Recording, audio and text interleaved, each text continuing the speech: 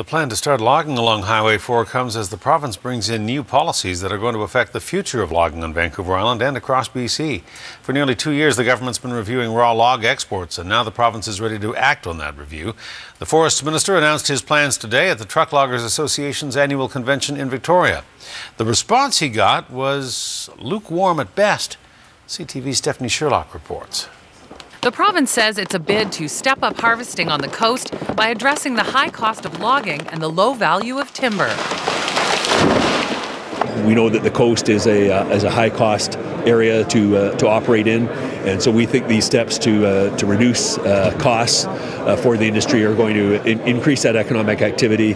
Steps that include speeding up the auction of 500,000 cubic meters of wood to address a shortage in the short-term supply, the use of new technology in scaling, and reducing fees on low-grade logs while increasing export fees. Increasing the fee in lieu is a recognition of the changes in the market, the increasing differential between the domestic and the export market.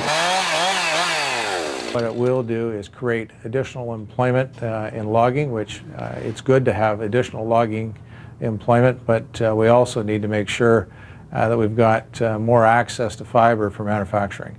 And I don't think that this document does it. The NDP forestry critic says the changes made after a 20-month review support loggers, but not mills. It's not just the harvesting.